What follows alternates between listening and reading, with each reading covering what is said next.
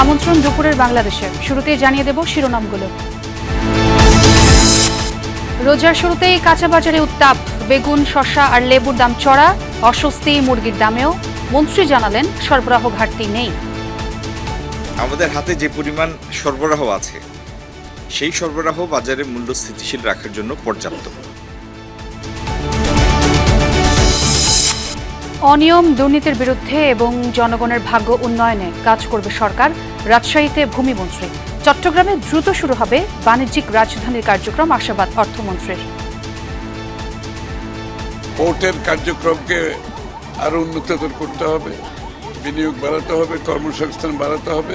সকল দুর্নীতি এবং অনিয়মের বিরুদ্ধে আমরা জনগণের ভাগ্যের পরিবর্তন করার জন্য আমরা সবাই কাজ করছি। ভাষা শহীদদের শ্রদ্ধা জানাতে প্রস্তুত কেন্দ্রীয় শহীদ মিনার। কয়েক স্তরে নিরাপত্তায় 15,000 পুলিশ সদস্য। সন্ধ্যার পর ঢাকা বিশ্ববিদ্যালয় এলাকায় প্রবেশ নিষেধ। এই উপলক্ষে ঢাকা মেট্রোপলিটন পুলিশ নিয়েছে কয়েক স্তরের নিরাপত্তা ব্যবস্থা। অন্যান্য সকল আইন শৃঙ্খলা রক্ষাকারী বাহিনীর সাথে সমন্বয় করে র্যাপিড অ্যাকশন ব্যাটালিয়নও আমাদের ফোর্স এখানে মোতায়েন করেছি। শিক্ষার্থী যারা কাজ করছে, শিল্পী যারা, সবাই স্বতঃস্ফূর্তভাবে আসলে অংশ নিচ্ছে। গাইবান্ধায় ছিনতাইকারী সন্দেহে 2 জনকে পিটিয়ে হত্যা করেছে এলাকাবাসী। যশোরের শার্শায় দুর্বৃত্তদের হাতে পল্লী চিকিৎসক খুন। ঈদের কেনাকাটায় জমে উঠেছে বিপণী বিতান। দেশি বিদেশি কালেকশন ঘিরে আগ্রহ নারীদের। পছন্দের শীর্ষে পাকিস্তানি ও সুতি পোশাক।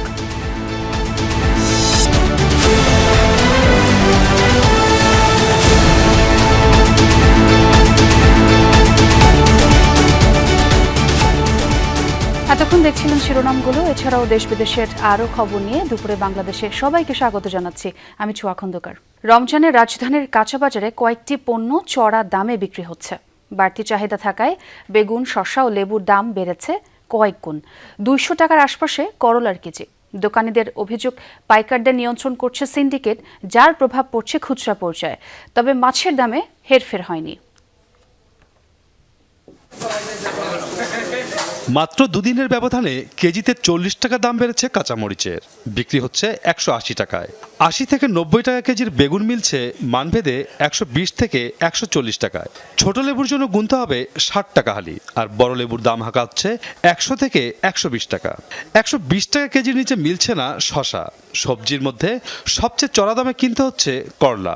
শসা, লেবু, কাঁচামরিচ এগুলো একটু দাম বেশি। কেন দাম বেশি? মনে হয় যে আমার লাগবে সারাদিনে 1 কেজি, অনেক আছে 2-3 কেজি নিয়ে কিনে রাখতেছে। এই বাজারটা ক্রাইসিস ফেলাই দিচ্ছে। বিশেষ করে লেবু আর বেগুন এইগুলির অনেক দাম। এই বাজার ব্যবস্থাপনাটা আমি মনে করি নতুন সরকার উদ্যোগ গ্রহণ করবে।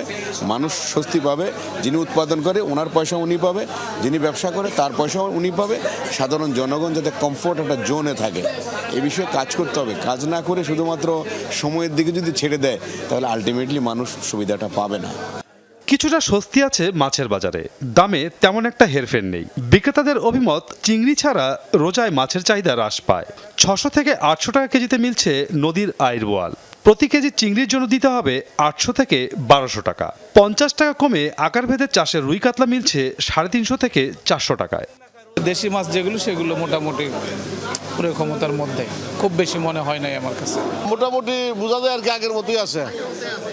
আর প্রথম 1 সপ্তাহ এরকম একটু খুব গরম যায়। পয়লা রোজা তো সবাই একটু খাইতে চায় ভালো ভালো। রোজার মধ্যে মনে করেন মাছ একটু কম খায় মানুষ, একটু মাংসটা একটু বেশি খায়, মাছটা একটু কম খায়। গত সপ্তাহে মোলা মাছ মনে করেন বেচে 400, আগের সপ্তাহে বেশি 300, মনে করেন 350 এবার বিক্রি করি। আর মাছ বেশি 700, আর বেশি 600, 650। এবার মনে করেন শিং মাছ বেশি 400, আর বেশি 350। হঠাৎ করেই বেড়েছে পেঁয়াজ ও রসুনের দাম। দুদিন আগে চায়না রসুন পাওয়া যেত 180 টাকা কেজিতে। আজকের বাজারে তা মিলছে 210 টাকায়। মাসুদুজ্জামান রবিন, যমুনা নিউজ, ঢাকা। প্রথম রোজার আগে যে পোল্ট্রি বাজারে ক্রেতার চাপ ছিল এখন কিছুটা কম, তবে দামের হেরফের নেই। কেজিতে গড়ে ৩০ টাকা বাড়তি গুনতে হচ্ছে ব্রয়লার ও সোনালী জাতের জন্য। হাত দেওয়ার জন্যই দেশি মুরগিতে ছুটির দিন সকাল থেকেই ক্রেতাদের জটলা ছিল নতুন বাজারের মুরগির দোকানে। জানা গেল 2 দিন আগের তুলনায় দর কমলেও ব্রয়লারের কেজি 190 টাকার আশপাশে, অথচ এক সপ্তাহ আগেও এই দাম ছিল 107 টাকার মতো। মিলছে 2 ধরনের সোনালী মুরগি, দাম ওঠানামা করছে 320 থেকে 350 টাকার মধ্যে। ব্যবসায়ীরা জানালেন কাপ্তান বাজার আর খামার 2 পর্যায়ে দাম চড়া।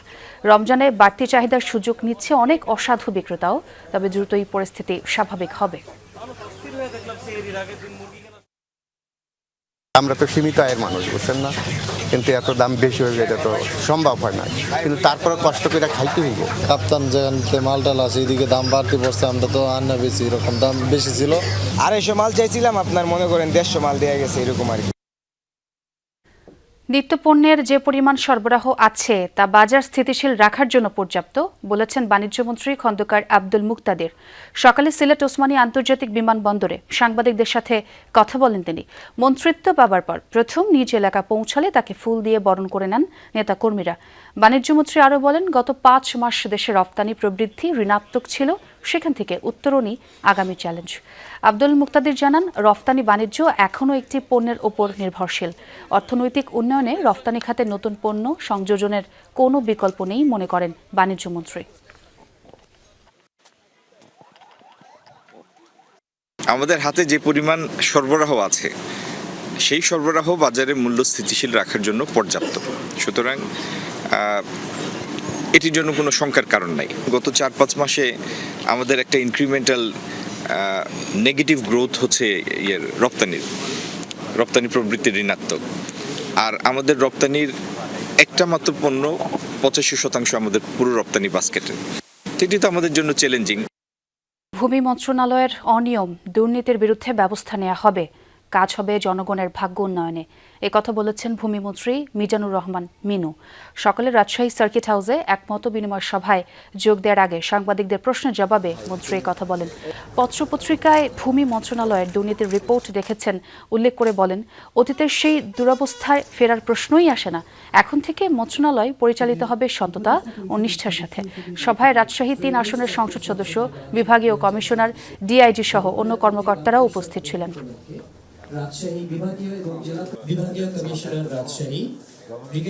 সততা এবং কঠোর পরিশ্রম, জনগণের ভাগ্যের পরিবর্তন এবং সকল দুর্নীতি এবং অনিয়মের বিরুদ্ধে আমরা জনগণের ভাগ্যের পরিবর্তন করার জন্য আমরা সবাই কাজ করছি। চট্টগ্রামে দ্রুতই শুরু করা হবে বাণিজ্যিক রাজধানীর কার্যক্রম, এমন আশাবাদ ব্যক্ত করেছেন অর্থ ও পরিকল্পনা মন্ত্রী আমির খুসরু মাহমুদ চৌধুরী। মন্ত্রী হিসেবে শপথ নেওয়ার পর প্রথমবার নিজ নির্বাচনী এলাকা চট্টগ্রামে যান তিনি। বিমানবন্দরে নামার পর তাকে ফুল দিয়ে শুভেচ্ছা জানান স্থানীয় নেতাকর্মীরা। সাংবাদিকদের প্রশ্নের জবাবে মন্ত্রী বলেন, চট্টগ্রামে বিনিয়োগ বাড়াতে হবে, সেই সাথে কর্মসংস্থানের সুযোগও সৃষ্টি করতে হবে। শেয়ার বাজারে মানুষের আস্থা ফেরানোর ওপর গুরুত্ব দেওয়ার কথাও জানান অর্থমন্ত্রী। তিনি আরও বলেন, সরকার গতানুগতিক বাজেট করতে চায় না, বাজেটের সুফল পৌঁছাতে হবে প্রতিটি মানুষের কাছে।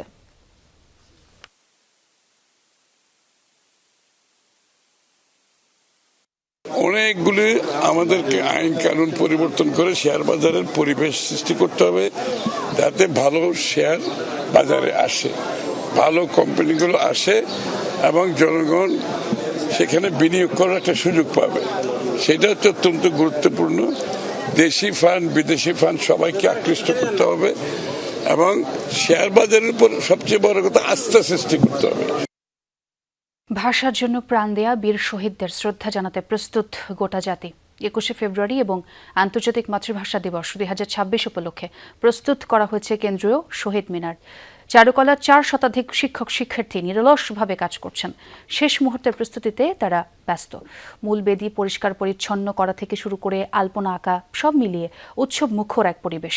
শুধু মূল মিনার নয়, আশপাশের দেয়ালে বর্ণমালা লিখন এবং ভাষা আন্দোলনের ইতিহাস সম্বলিত গ্রাফিতি তৈরির কাজও চলছে। নিরাপত্তা নিশ্চিতে নেওয়া হয়েছে 3 স্তরের কঠোর নিরাপত্তা ব্যবস্থা। শহীদ মিনার এলাকা জুড়ে আছে সিসি ক্যামেরার নজরদারিও। শুক্রবার মধ্যরাতে রাষ্ট্রীয়ভাবে শহীদদের প্রতি শ্রদ্ধা নিবেদন, এরপর উন্মুক্ত করে দেয়া হবে সাধারণের জন্য। আলপনাটা কিন্তু এখন রাস্তায় যতটুকু সম্ভব বিকাল 5টা পর্যন্ত আমরা আলপনা দিয়ে রাস্তা কিন্তু ওই করবো আর কি। আলপনা অঙ্কনের কাজটা এই যে কেবল শুরু হচ্ছে, আমরা এগিয়ে যাব। আর তাছাড়া যে মনীষীদের বাণীগুলো যেগুলো আছে এগুলো দেয়ালের উপরে উঠে যাবে।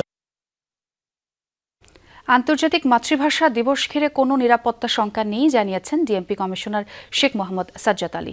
সকালে কেন্দ্রীয় শহীদ মিনারের ব্রিফিংয়ে তিনি জানান, শ্রদ্ধা নিবেদন নির্বিঘ্ন রাখতে কয়েক স্তরে নিরাপত্তা ব্যবস্থা নেওয়া হয়েছে। মোতায়েন থাকবেন 15,000 পুলিশ সদস্য। শহীদ মিনারে শ্রদ্ধা নিবেদনের জন্য সবাইকে পলাশীর মোড় ও জগন্নাথ হল ক্রসিং রুট ব্যবহারের অনুরোধ জানিয়েছেন ডিএমপি কমিশনার। তিনি বলেন, নিরাপত্তার স্বার্থে আজ সন্ধ্যার পর ঢাকা বিশ্ববিদ্যালয় এলাকায় সর্বসাধারণের প্রবেশের উপর বিধি নিষেধ থাকবে। মহান শহীদ দিবসে প্রতি শ্রদ্ধা জানাতে কেন্দ্রীয় শহীদ মিনারে ব্যাপক লোকসমাগম হবে। এই উপলক্ষে ঢাকা মেট্রোপলিটন পুলিশ নিয়েছে কয়েক স্তরের নিরাপত্তা ব্যবস্থা। শহীদ মিনারে শ্রদ্ধা নিবেদনের জন্য পলাশী মোড়, জগন্নাথ হল ক্রসিং, শহীদ মিনার এই রুট অনুসরণ করার জন্য সর্বসাধারণকে অনুরোধ করা হলো। এদিকে র্যাব মহাপরিচালক AKM শহীদুর রহমানও জানালেন, 21শে ফেব্রুয়ারি নিয়ে কোনো হুমকি নেই। কেন্দ্রীয় শহীদ মিনার ও সারা দেশে র্যাবের বিশেষ নিরাপত্তা ব্যবস্থা নিয়ে সংবাদ সম্মেলনে একথা জানান। শহীদ মিনার এলাকায় সব ধরনের নিরাপত্তা প্রস্তুতি নিয়েছে র্যাব। পুরো এলাকা 64টি সিসি ক্যামেরার আওতায় থাকবে। সারা দেশের সব জায়গায় শহীদ বেদিতে নির্বিঘ্নে শ্রদ্ধা নিবেদনের জন্যও নেওয়া হয়েছে নিরাপত্তা ব্যবস্থা। এ সময় তিনি আরও বলেন, দাবি আদায়ের নামে মানুষকে জিম্মি করে কোনো কার্যক্রম করতে দেওয়া হবে না। এই অনুষ্ঠানটি সুন্দর এবং সুষ্ঠুভাবে সম্পন্ন করার জন্য, নিরাপদ রাখার জন্য সব ধরনের ব্যবস্থাই রেখেছি। আমরা 64টি ক্যামেরার মাধ্যমে এটা আপনার সিসিটিভির আওতায় নিয়ে এসেছি। আমরা আশা করি যে পরিমাণ নিরাপত্তা ব্যবস্থা আমরা গ্রহণ করেছি, আমরা নিরাপত্তার সাথে নিরাপদে এই অনুষ্ঠানটি সম্পন্ন করতে পারব।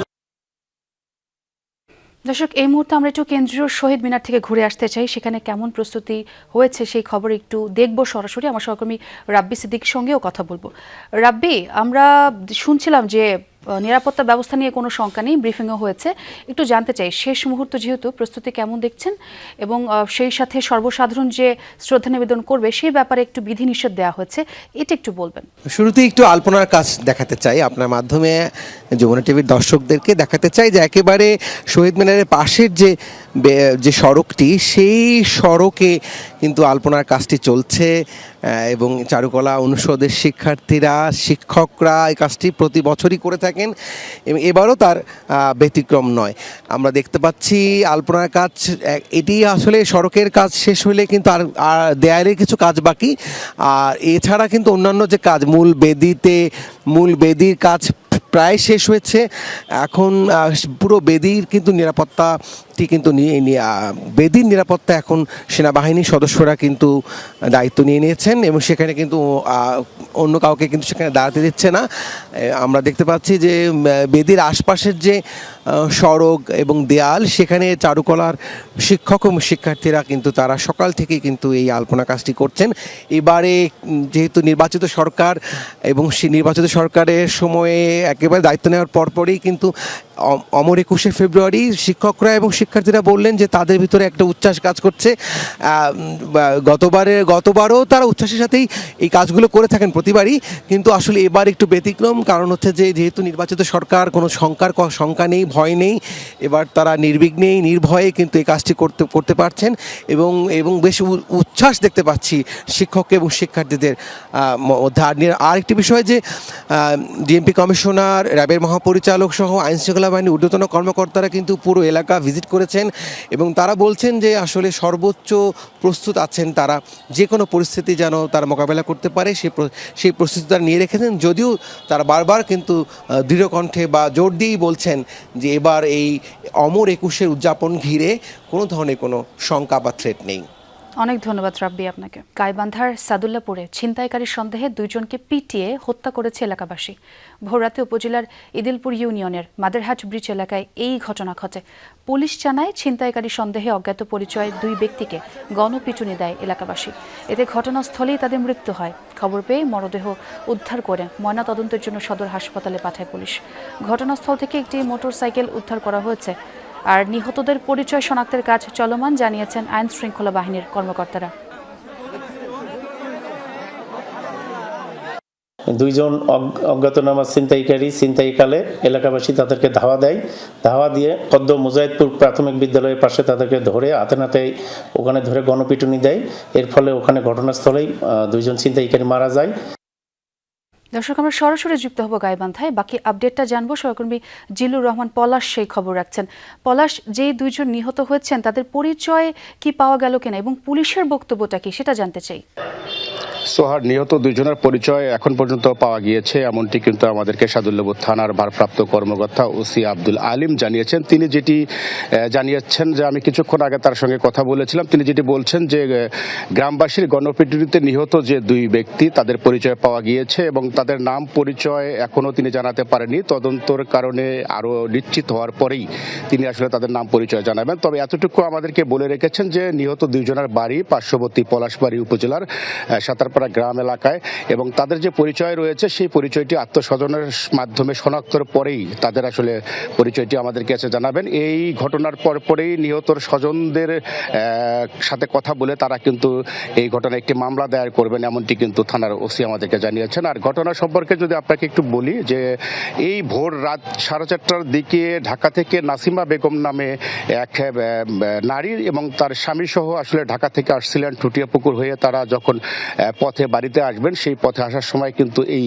3 ছিনতাইকারীর কবলে পড়েন। আমরা যেটি জানি যে 3 জন ছিনতাইকারী একটি পালসার মোটরসাইকেলে এসে তাদেরকে আসলে প্রতিরোধ করে এবং তাদের কানের যে স্বর্ণালঙ্কার রয়েছে সেটি কিন্তু তারা ছিনিয়ে নেওয়ার চেষ্টা করে। এরপরে আসলে তার স্বামীর আত্মচিৎকারে আশপাশের যে লোকজন ছিল তারা দৌড়ে এগিয়ে আসে এবং এরপরে ধাওয়া করে এই ছিনতাইকারী 3 জনকে আটক করে গণপিটুনিতে দেয়। এরপরে একজন পালিয়ে গেলেও 2 জনে কিন্তু ঘটনাস্থলে নিহত হয়।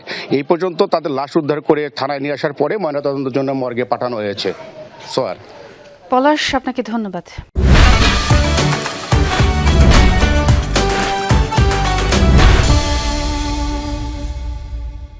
ঈদ মানেই আনন্দ, আর সেই আনন্দের অবিচ্ছেদ্য অংশ নতুন পোশাক। রমজানের শুরু দিন থেকেই অনেকেই শুরু করেন কেনাকাটা। বিশেষ করে নারীদের পোশাকের দোকানগুলোতে তুলনামূলক একটু বেশি ভিড় লক্ষ্য করা যায়। বরাবরের মতো এবারের ঈদেও পাকিস্তানি ড্রেস ক্রেতাদের পছন্দের শীর্ষে। ঈদে চাই নতুন পোশাক, নতুন সাজ। আর তাই রমজানের প্রথম দিন থেকেই ঈদের কেনাকাটায় ব্যস্ত অনেকে। বিপণী বিতান ঘুরে বাছাই করছেন সাজ পোশাক। বিদেশি পোশাকের দোকানগুলোই নারীদের উপস্থিতি চোখে পড়ার মতো। ক্রেতারা বলছেন এবারের ঈদ গ্রীষ্মকালে হয় সুতি কাপড় এবং হালকা কাজের পোশাক পছন্দের শীর্ষে। বাংলাদেশি বা ইন্ডিয়ান ওগুলো আসলে গদ বাঁধা হয়ে যায় একটার পর পাশাপাশি, মানে গত ঈদে যেটা এসেছে এইবার ওইটারই ধাঁচেরই একটু চেঞ্জ আসে। আর পাকিস্তানিটা হলো মানে প্রতিবারই আপনার একটু এটা চেঞ্জ হয়ে যায় ফ্যাশনটা। কালামকারের একটা ড্রেস নিয়েছি, সাহিল, এটা নিয়েছি। আমার মনে হচ্ছে যে সামারের জন্য এটা বেটার হবে। শীত চলে যাচ্ছে, গরম আসতেছে, হালকা ড্রেসের সঙ্গে সবাই লাইট জুয়েলারি ইউজ করতে চায়। ডিজাইনের দিক থেকে এবারের ঈদে ট্রেন্ডিংয়ে রয়েছে প্যাস্টেল শেড, ফুলেল প্রিন্ট এবং হালকা এমব্রয়ডারির কাজ। দোকানিরা জানান 3 পিসের পাশাপাশি চাহিদা আছে হ্যান্ডলুম শাড়ি ও ফিউশন কুর্তি। এবার নতুন আসছে ফার্সি, গতবার আসছিল, এবারও ফার্সি ছিল অনেক ডিমান্ড। প্রাইস রিজনেবল প্রাইসের মধ্যেও আছে, তারপরে হাই প্রাইসের মধ্যেও আছে। Pakistani chiffon, organza, cotton, but কটনটা বেশি চায় সবাই। ক্রেতাদের আগ্রহ হচ্ছে পাকিস্তানি প্রোডাক্টের। এখন প্রত্যেক দিনই মানে যা হচ্ছে সব পাকিস্তানি কাপড়। অনেকে আছে একটু গর্জিয়াস প্যাটার্ন পছন্দ করে, অনেকে আছে একটু সিম্পল ক্যাটাগরি। সো আমরা চেষ্টা করছি ক্লায়েন্ট বেজের সব কিছু পছন্দ মাথায় রেখে 2টা ক্যাটাগরিতে রাখতে। এছাড়াও কিন্তু আমরা পাকিস্তানি আউটফিটসও রাখছি। গরমকে মাথায় রেখে কটন আর লিনেন কাপড়ের চাহিদা বেশি। দোকানিরা বলছেন রমজান শুরু হয় এখন পর্যন্ত কালেকশন আসেনি। ঈদ যত ঘনিয়ে আসবে বেচাকিনাও তত বাড়বে বলে আশা তাদের। হাসিবুল করিম বিজয়, যমুনা নিউজ, ঢাকা। জলাবদ্ধতা নিরসনে দেশব্যাপী খাল খনন করা হবে। 180 দিনের মধ্যেই কর্মসূচি বাস্তবায়নের আশা ব্যক্ত করেন পানি সম্পদ মন্ত্রী শহীদ উদ্দিন চৌধুরী অ্যানি। মন্ত্রণালয়ের দায়িত্ব নেওয়ার পর 3 দিনের সফরে গতরাতে নিজ জেলা লক্ষ্মীপুরে যান তিনি। সকালে সার্কিট হাউসে মতবিনিময় সভায় অংশ নেন। এর আগে তাকে গার্ড অফ অনার দেওয়া হয়। পরে সাংবাদিকদের প্রশ্নের জবাবে মন্ত্রী বলেন, দেশের কোনো সড়কেই চাঁদাবাজির সুযোগ নেই। লক্ষ্মীপুরে তো প্রশ্নই আসে না। সভায় জেলা প্রশাসক, পুলিশ সুপার সহ অন্যান্যরা উপস্থিত ছিলেন। জলাবদ্ধতার যে ব্যাধি, দীর্ঘদিনের মানুষের কষ্টের জায়গা, সেখান থেকে আমরা মুক্ত হতে সক্ষম হব। এই কাজটা হয়তোবা খুব সহসাই যে হবে তা না, এটার জন্য একটা বিশেষ পরিকল্পনার প্রয়োজন। সেই পরিকল্পনা অনুযায়ী প্রকল্প আমরা গ্রহণ করার ইচ্ছা আমাদের রয়েছে। খুব শীঘ্রই আমরা সেই দিকে নজর দিচ্ছি ইনশাল্লাহ। ধর্মীয় প্রতিষ্ঠানে কেউ শৃঙ্খলা সৃষ্টির চেষ্টা করলে সাথে সাথে তাদের আইনের আওতায় আনা হবে বলেছেন ধর্মমন্ত্রী কাজী শাহ মোফাজ্জল হোসাইন গায়কোবাদ। ধর্ম মন্ত্রণালয়ের দায়িত্ব পাওয়ার পর সকালে প্রথমবারের মতো নিজ এলাকা কুমিল্লার মুরাদনগরে যান তিনি। সেখানে সাংবাদিকদের প্রশ্নের উত্তরে মন্ত্রী বলেন, সকল ধর্মীয় প্রতিষ্ঠানে নিরাপত্তার দায়িত্ব সরকারের, যা পালনে শতভাগ চেষ্টা করার প্রত্যয় ব্যক্ত করেন তিনি। আরও বলেন, রমজানের দ্রব্যমূল্য যেন মানুষের নাগালের মধ্যে থাকে সেই বিষয়েও সরকার বদ্ধপরিকর।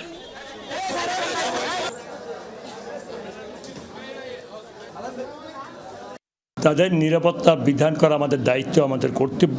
আমাদের দায়িত্ব পালন করার জন্য আমরা 100% চেষ্টা করব। যারা উচ্ছৃঙ্খলতা সৃষ্টি করবে তাদেরকে অবশ্যই সাথে সাথে আইনের আওতায় নেওয়া হবে এবং তাদের বিরুদ্ধে আইনানুগ ব্যবস্থা নেওয়া হবে। রমজানের প্রথম জুমা ঘিরে আল-আকসা মসজিদ ঘিরে নেওয়া হচ্ছে কঠোর নিরাপত্তা। অতিরিক্ত পুলিশ ও নিরাপত্তা কর্মী মোতায়েন করেছে ইসরায়েল। পুরো শহর, পবিত্র স্থান ও যাত্রাপথগুলোয় টহল দিচ্ছে তারা। রাস্তায় রাস্তায় চলছে তল্লাশি। এবার পশ্চিম তীর থেকে সর্বোচ্চ 10,000 ফিলিস্তিনিকে আল-আকসায় নামাজ পড়ার অনুমতি দিয়েছে ইসরায়েলি কর্তৃপক্ষ। 50 পুরুষ ও নারীরাই কেবল প্রবেশ করতে পারবেন প্রাঙ্গণে। সঙ্গে নিতে পারবেন 12 বছরের কম বয়সী শিশুদের। অবশ্যই নিতে হবে নিরাপত্তা ছাড়পত্র। এদিকে পবিত্র আল-আকসা মসজিদের বেশ কয়েকজন ইমাম ও খতিবের ওপর স্থাপনাটিতে প্রবেশে নিষেধাজ্ঞা দিয়ে রেখেছে ইসরায়েল।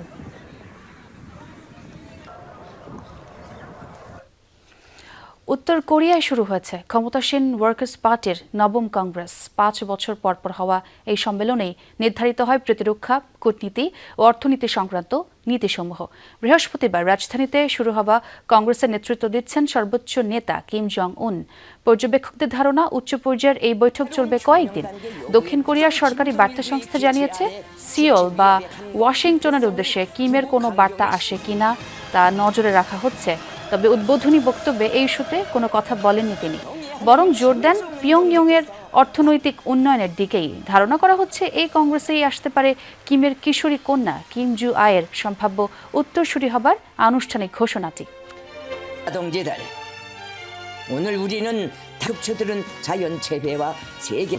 এলিয়েন বা ভিন গ্রহবাসী সংক্রান্ত সরকারি নথিপত্র প্রকাশ করতে যাচ্ছে যুক্তরাষ্ট্র। সংশ্লিষ্ট সংস্থাগুলোকে এই নির্দেশ দিয়েছেন মার্কিন প্রেসিডেন্ট ডোনাল্ড ট্রাম্প। শিগগিরই কাজ শুরু করতে যাচ্ছে ডিপার্টমেন্ট অব ওয়ার, সিআইএ এবং গোপন সরকারি সংস্থাগুলো। এর আগে এক পডকাস্টে এলিয়েনের অস্তিত্ব আছে এমন দাবি তুলে শোরগোল ফেলেন সাবেক প্রেসিডেন্ট বারাক ওবামা। সম্প্রতি এক পডকাস্টে হাজির হয়ে বিস্ময় জাগানো মন্তব্য করেন সাবেক মার্কিন প্রেসিডেন্ট বারাক ওবামা। নিজ চোখে না দেখলেও মহাবিশ্বে সত্যি এলিয়েনের অস্তিত্ব রয়েছে দাবি করেন তিনি।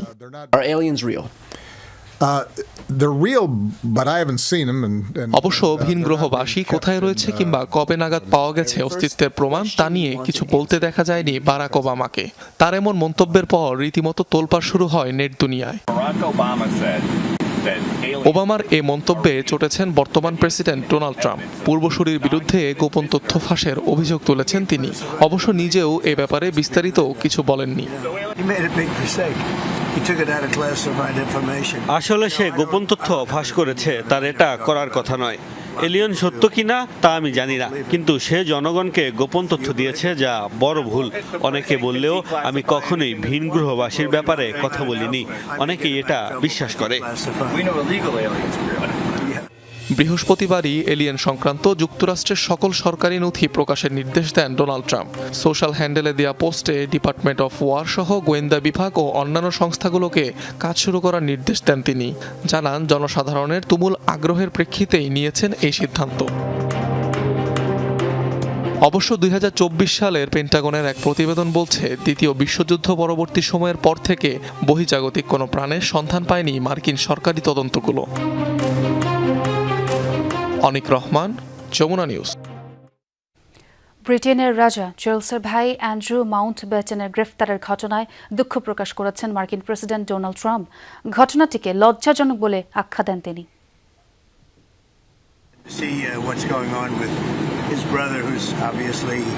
আমি মনে করি এটা খুবই লজ্জাজনক এবং দুঃখজনক। রাজ পরিবারের জন্য এটা খুব খারাপ। বিষয়টি আমার কাছে অত্যন্ত বেদনাদায়ক। কিং চার্লসের মতো একজন অসাধারণ মানুষ ও রাজার ভাইয়ের সাথে এমনটি হওয়া খুবই দুঃখজনক।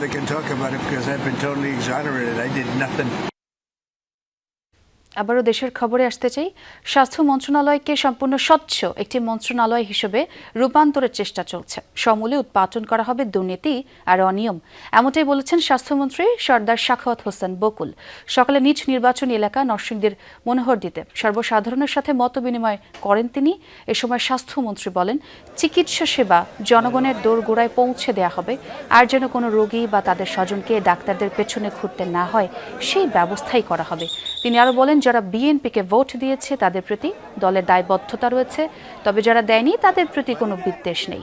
সবাইকে সাথে নিয়েই মুক্তিযুদ্ধের চেতনায় একটি সমৃদ্ধশালী দেশ করার লক্ষ্যে এগিয়ে যাবে সরকার।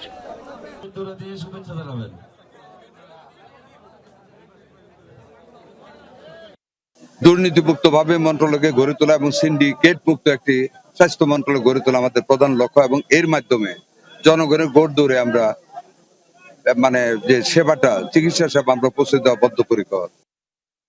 পবিত্র মাহে রমজানের প্রথম জুমা আজ। রহমতের দশকের দ্বিতীয় রোজায় পড়েছে বরকতময় এই জুমা। আমরা একটু বায়তুল মোকাররম থেকে আমার সহকর্মী রিয়াজ রাহানের সঙ্গে যোগ দিয়ে কথা বলতে চাই। রিয়াজ, আমাকে নিশ্চয়ই শুনতে পাচ্ছেন। এই যে প্রথম জুমা, মুসল্লিদের ভিড় কেমন দেখলেন? খুতবা এবং মোনাজাতে কোন কোন বিষয়গুলোর উপর গুরুত্ব আরোপ করা হলো? সিয়াম সাধনার মাস রমজানের প্রথম দ্বিতীয় দিন, অর্থাৎ রহমতের যে 10 দিন, সেই 10 দিন দ্বিতীয় দিন চলছে। রহমত, বরকত এবং মাগফিরাত বা নাজাত, এই তিন যে ভাগ, সেই তিন ভাগের প্রথম ভাগ চলছে। এবং মুসল্লিরা এসে নিশ্চয়ই জানেন যে রমজানে আসলে সবাই একটু পরিশুদ্ধ হওয়ার চেষ্টা করে এবং পুরো মাসব্যাপী ইবাদতের মাধ্যমে কাটিয়ে তার আল্লাহ যে সন্তুষ্টি, সেই সন্তুষ্টি অর্জনের আসলে যে হিসাব, সেই হিসাবটি হয় ঈদের সময়। তো সেই কারণে মূলত তারা চেষ্টা করেন, যারা মুসল্লিরা আসছেন তারা আল্লাহর দরবারে দোয়া করছেন। কিছুক্ষণ আগে নামাজ শেষ, জুমা নামাজ শেষ হয়েছে, শেষ হয়ে তারা দোয়া করছেন যাতে ব্যক্তি জীবন থেকে শুরু করে পারিবারিক, সামাজিক এবং রাষ্ট্রীয় জীবন সব কিছুই যাতে সুষ্ঠুভাবে চলে, এবং বিশেষ করে দ্রব্যমূল্য থেকে শুরু করে মানুষের যে অসহনীয় যে বিষয়গুলো রয়েছে, মানুষের জীবন যন্ত্রণার কারণ হয় যে বিষয়গুলো, সেই বিষয়গুলো যাতে আল্লাহ এই রমজানের ওসিলায় যাতে কমিয়ে দেন বা মানুষের যাতে দুঃখ কষ্ট লাঘব করে, সেই দোয়াগুলো তারা করছেন। এবং সবাই যাতে পারস্পরিকভাবে মিলেমিশে থাকতে পারে এবং সমাজে যাতে সব ধরনের কলহ বিবাদ দূরীভূত হয়ে শান্তি বিরাজ করে, এই শান্তির মাসে সেটি কামনা করছেন আল্লাহ দরবারে। একদম সেটি প্রত্যাশা। রিয়াজ, অনেক ধন্যবাদ আপনাকে। আবারও আন্তর্জাতিক প্রসঙ্গ। যুক্তরাষ্ট্র যখন ইরানে হামলার প্রস্তুতি নিচ্ছে, তখন মধ্যপ্রাচ্যে যৌথ মহড়া চালালো রাশিয়া। চলমান উত্তেজনার মধ্যেই ওমান উপসাগর ও ভারত মহাসাগরে অনুষ্ঠিত হয়েছে মস্কো তেহরানের নৌ মহড়া। এদিকে ইরানকে চুক্তির জন্য সময়সীমা বেঁধে দিলেন ডোনাল্ড ট্রাম্প। হুঁশিয়ারি, 10 থেকে 15 দিনের মধ্যে চুক্তিতে না পৌঁছালে পরিণতি হবে ভয়াবহ।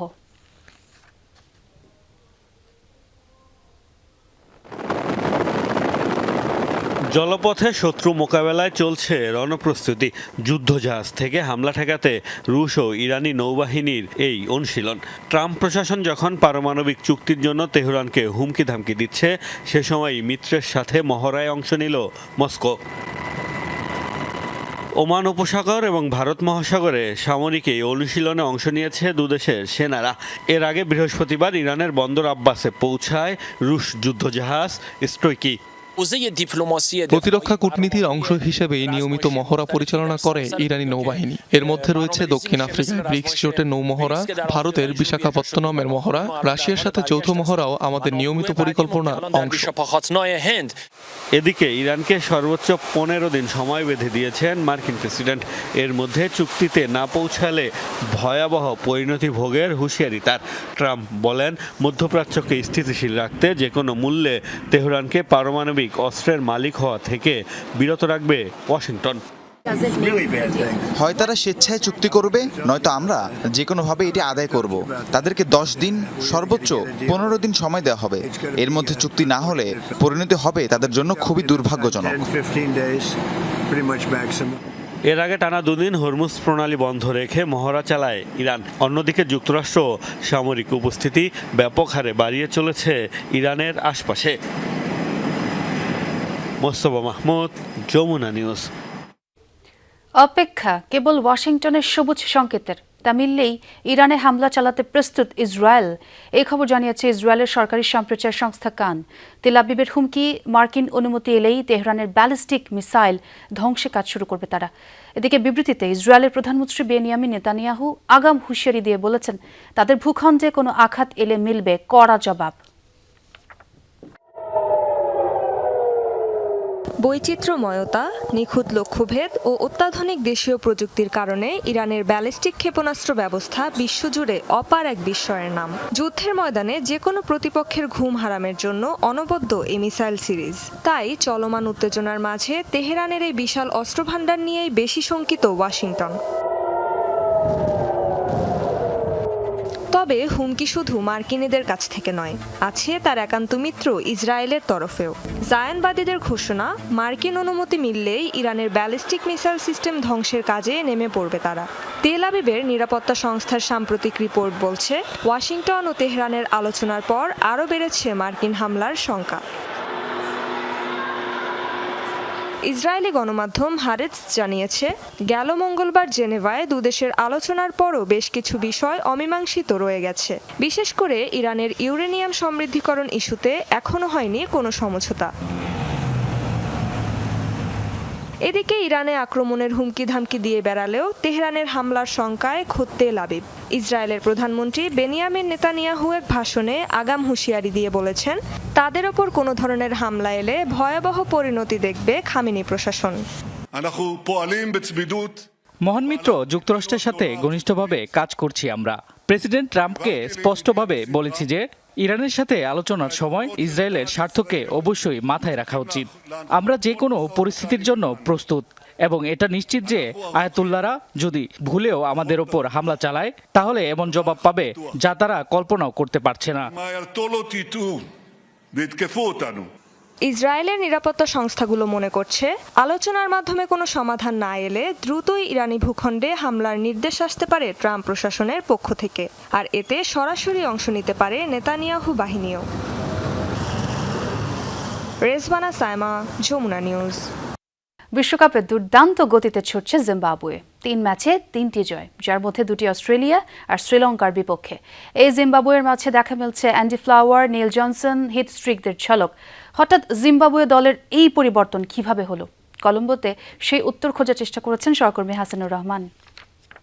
এবারের বিশ্বকাপে চমক দিয়েছে জিম্বাবুয়ে ক্রিকেট দল। সিকান্দার রাজা, মারুমানিরা যেভাবে পারফর্ম করছে তাতে মনে হচ্ছে স্বর্ণালী সময়ের নেইল জনসন, হিদিস্ট্রিকদের জিম্বাবুয়ে যেন ফিরে এসেছে বা পুনর্জন্ম পেয়েছে। এখন প্রশ্ন হচ্ছে, জিম্বাবুয়ে হঠাৎ করে এইভাবে ঘুরে দাঁড়ালো বিশ্বমঞ্চে কিভাবে? বিশ্বকাপ শুরুর আগে সবশেষ 7 টি-20 খেলে মাত্র 1টি জয় পেয়েছিল আফ্রিকার দেশটি, অথচ বিশ্বকাপের গ্রুপ পর্বে 3টি ম্যাচ খেলে 3টিতে জিতেছে তারা, যার মধ্যে আবার হারিয়েছে মাইটি অস্ট্রেলিয়া আর টুর্নামেন্টের অন্যতম ফেভারিট শ্রীলঙ্কাকে। আয়ারল্যান্ডের বিপক্ষে ম্যাচটি বৃষ্টিতে ভেস্তে না গেলে হয়তো সেই ম্যাচেও জয় ছিনিয়ে নিত সিকান্দার রাজার দল। জাস্টিন স্যামন্স জিম্বাবুয়ে দলের হেড কোচের দায়িত্ব নেবার পর থেকেই জিম্বাবুয়ে দলে একটা পজিটিভ পরিবর্তন শুরু হয়। সেই সাথে ডিওন ইব্রাহিম, যিনি জিম্বাবুয়ের সাবেক ক্রিকেটার, তিনি এখন এই মুহূর্তে দলটির অ্যাসিস্ট্যান্ট কোচ এবং ব্যাটিং কোচ। ইব্রাহিমেরও বড় একটি অবদান আছে দলটির ব্যাটিংয়ে উন্নতি করার, বলছেন জিম্বাবুয়ে টিম সংশ্লিষ্টরা। তবে বোলিংয়ের যে বিষয়টি, মারুমানি, ইভান্সরা যেভাবে দুর্দান্ত পেস বোলিং করছেন, প্রতিপক্ষকে কুপকাত করছেন, সেটার দায়ভারটা কার বা সেটার ক্রেডিটটা কার? সেটার ক্রেডিট হলো জিম্বাবুয়ের এই বিশ্বকাপে বোলিং কনসালটেন্ট কোর্টনি ওয়ালশের। নিশ্চয়ই ওয়ালশের কথা মনে আছে আপনাদের, কিংবদন্তি এই ক্যারিবিয়ান পেসার বাংলাদেশ দলেও কাজ করেছেন লম্বা সময়। তার হাত ধরেই তাসকিন শরীফুলরা আরও শানিত হয়েছে, বিশ্বমঞ্চে সুপারস্টার হয়েছে। সেই ওয়ালশ কিন্তু স্বল্প মেয়াদের দায়িত্ব নিয়েই আরও শানিত করে তুলেছে জিম্বাবুয়ের পেস ইউনিটকে। সর্বোপরি জিম্বাবুয়ে এই দলটির প্রাণ সিকান্দার রাজা। তবে জিম্বাবুয়ের জন্য একটা চ্যালেঞ্জ থাকবে। গ্রুপ পর্বের সবকটি ম্যাচই তারা খেলেছে শ্রীলঙ্কাতে। ইন্ডিয়াতে গিয়ে হঠাৎ করে তাদের নতুন কন্ডিশনের সাথে মানিয়ে নিতে হবে। সেই ক্ষেত্রে ইন্ডিয়াতে বিভিন্ন ভেন্যুর মাঠের সাইজ এবং উইকেটের আচরণের সাথে মানিয়ে নেওয়ার একটা চ্যালেঞ্জ থাকছে। তবে সর্বোপরি জিম্বাবুয়ে এবারের বিশ্বকাপে যেভাবে পারফরমেন্স করেছে তাতে জিম্বাবুয়ের স্বর্ণালী অতীতের ঝলক দেখেছে ক্রিকেট বিশ্ব। হাসিনুর রহমান, যমুনা স্পোর্টস, কলম্বো, শ্রীলঙ্কা। নরওয়ে ঠকালেও ফিফা ঠিকই শান্তি পুরস্কার দিয়ে আমাকে সম্মানিত করেছে, যা আমি খুবই পছন্দ করেছি। রসিকতার ছলে ফিফা শান্তি পুরস্কার নিয়ে এভাবেই নিজের অনুভূতি প্রকাশ করেছেন মার্কিন প্রেসিডেন্ট ডোনাল্ড ট্রাম্প। পাশাপাশি বোর্ড অব পিসে যুক্ত হয়ে গাজায় ফুটবল মাঠ তৈরি এবং শান্তি ফেরানোর প্রচেষ্টায় যুক্ত হওয়ায় ফিফা সভাপতির উচ্ছ্বসিত প্রশংসাও করেন তিনি। বিশ্বে শান্তি ফেরাতে মার্কিন প্রেসিডেন্ট ডোনাল্ড ট্রাম্পের নতুন উদ্যোগ বোর্ড অব পিস, যে সংগঠনের প্রধান লক্ষ্য ইসরায়েলে আগ্রাসনে বিধ্বস্ত ফিলিস্তিনের পুনর্গঠন। যে উদ্যোগে অংশীদার হয়েছে বিশ্ব ফুটবলের নিয়ন্ত্রক সংস্থা ফিফা। বিধ্বস্ত গাজায় ফুটবল মাঠ ও একাডেমি তৈরিতে $75 মিলিয়ন সংগ্রহে ভূমিকা রেখেছে সংস্থাটি। পাশাপাশি বিশ্বের তারকা ফুটবলারদের নিয়ে যাওয়া হবে গাজায়। বোর্ড অব পিসের প্রথম সভায় তাই ফিফা সভাপতির উচ্ছ্বসিত প্রশংসা ট্রাম্পের কণ্ঠে। রসিকতার ছলে মনে করিয়েও দিলেন শান্তি স্থাপনে ফুটবলের ভূমিকার কথাও। ফিফা গাজার প্রজেক্টগুলোর জন্য মোট $75 মিলিয়ন সংগ্রহ করতে সাহায্য করছে। আমার বন্ধু জিয়ান্নি, যিনি খুবই স্মার্ট, খুবই বুদ্ধিমান, তিনি সেখানে বড় বড় ফুটবল মাঠ তৈরি করবেন। সেখানে বিশ্বের সেরা ফুটবলাররা যাবে। সত্যি বলতে তারা আমার বা জিয়ান্নির চেয়েও বড় তারকা। আমি যা মানতে চাই না, কিন্তু এটাই সত্যি। আমার ছেলে তো তাদের দেখে পাগল হয়ে যায়। গাজার মানুষ এদের সবাইকে চেনে। এটা হবে অবিশ্বাস্য কিছু। গাজায় প্রায় 20 থেকে 25 হাজার দর্শক ধারণ ক্ষমতার স্টেডিয়াম নির্মাণে $50 মিলিয়ন ও একটি একাডেমি তৈরিতে $15 মিলিয়ন খরচ করবে ফিফা। $7.5 মিলিয়ন খরচ করে তৈরি করা হবে আরও অন্তত অর্ধশতাধিক মিনি মাঠ। বোর্ড অব পিসের প্রথম সভায় উপস্থিত হয়ে এসব তথ্য দেন ফিফা সভাপতি জিয়ান্নি ইনফ্যান্তিনো। আমাদের শুধু ঘরবাড়ি, স্কুল বা হাসপাতাল বানালেই চলবে না। আমাদের পুনর্গঠন করতে হবে মানুষের আবেগ, আশা আর বিশ্বাস। ফুটবল মানেই হলো এই আশা। ফিফা গাজায় 20-25 হাজার দর্শক ধারণ ক্ষমতার একটি স্টেডিয়াম এবং একটি ফুটবল একাডেমি বানাতে $50 মিলিয়ন দিচ্ছে। আমরা আরও 50টি ছোট ছোট ফিফা অ্যারিনা বানাবো, কারণ ফুটবলই পারে শান্তি আনতে। গেল বছর মার্কিন প্রেসিডেন্টকে বিশেষ শান্তি পুরস্কার দিয়েছে ফিফা, জানিয়েও রসিকতা করতে ভুলেননি ট্রাম্প। শান্তিতে নোবেল না দিয়ে নরওয়ে তাকে ঠকিয়েছে বলেও খোঁচা দেন তিনি। তবে সেই ক্ষতে কিছুটা হলেও প্রলেপ দিয়েছে ফিফার শান্তি পুরস্কার, আর তাই ফিফা সভাপতিকে ধন্যবাদ জানাতে ভুলেননি মার্কিন প্রেসিডেন্ট। জিয়ান্নি এবং ফিফা আমাকে তাদের ইতিহাসের প্রথম শান্তি পুরস্কার দিয়েছে। আমি জানি কেন তারা এটা করেছে। তারা দেখেছে যে নরওয়ে আমাকে নোবেল প্রাইজ না দিয়ে কিভাবে ঠকিয়েছে, তাই তারা ভেবেছে চলুন ট্রাম্পকে একটি শান্তি পুরস্কার দিই। ধন্যবাদ জিয়ান্নি, আমি সত্যি এটা পছন্দ করেছি। আপনি সত্যিই খুব বুদ্ধিমান মানুষ। চড়া মূল্য সত্ত্বেও আসন্ন বিশ্বকাপে টিকিট বিক্রিতে হয়েছে নতুন রেকর্ড। বোর্ড অব পিসের প্রথম সভায় সেটি মনে করিয়ে দিয়ে সফল এক আসরের প্রতিশ্রুতি দিলেন মার্কিন president Donald Trump. Mujrabin Tarek, Jamuna sports. দর্শক, দুপুরের বাংলাদেশের প্রথম ঘন্টা থেকে বিদায় নিচ্ছি আমি ছোঁয়া খন্দকার। তবে পরের ঘন্টার খবর নিয়ে ফিরবেন সহকর্মী দেবাশিস রঞ্জন সরকার। সঙ্গেই থাকুন।